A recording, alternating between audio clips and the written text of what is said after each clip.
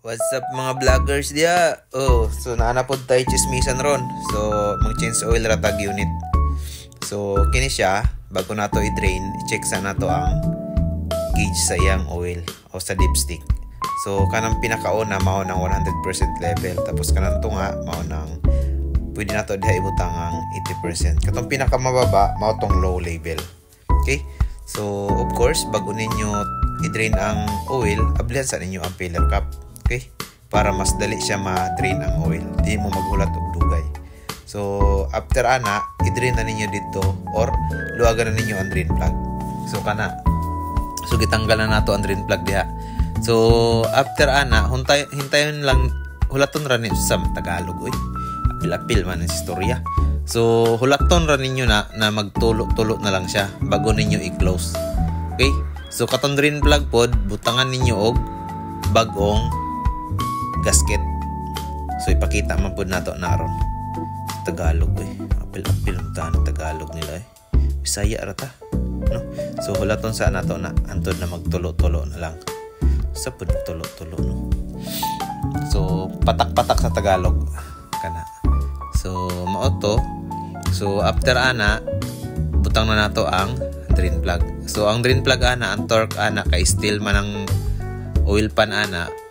So, ang torque ana nasa 35 Newton meter. Okay?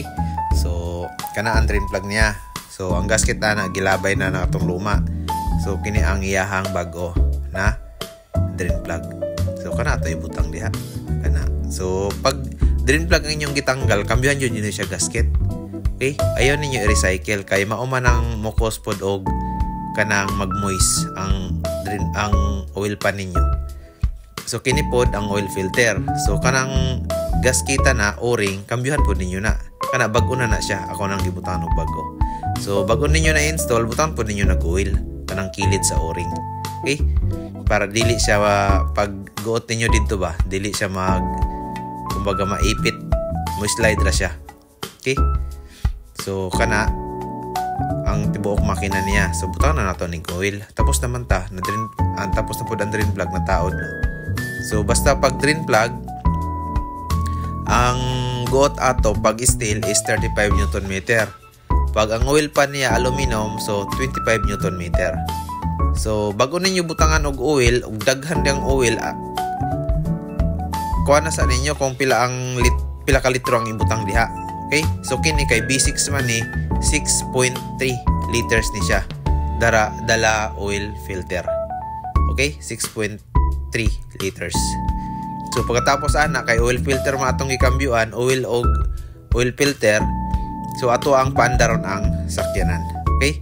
Para mosulod tong mga engine oil dito sa mga gallery niya tapos sa oil filter. Okay? Pero kung oil lang inyong ikambyuan, okay ra di ninyo paandaron. I-check lang ninyo ang dipstick oil gauge niya kung tama ba ang level. So kini kay ato aman ning gikambyuhan po og oil filter, so ato ang kambyuhan ato ang paandaron. Okay? Para makuha nato ang tamang level ng engine oil niya. So kana kay mudagan pa man ang engine oil dito sa oil filter, magbutang pa man nagpundo dito. So mubaba jud ang level ana after ninyo mapaandar. Kini siya karon naa siya sa taas sa 100% na level kana siya. So naasa sa taas. So paandaron nato na siya. So mabalaan nato niya kung asa iyahang level. Okay?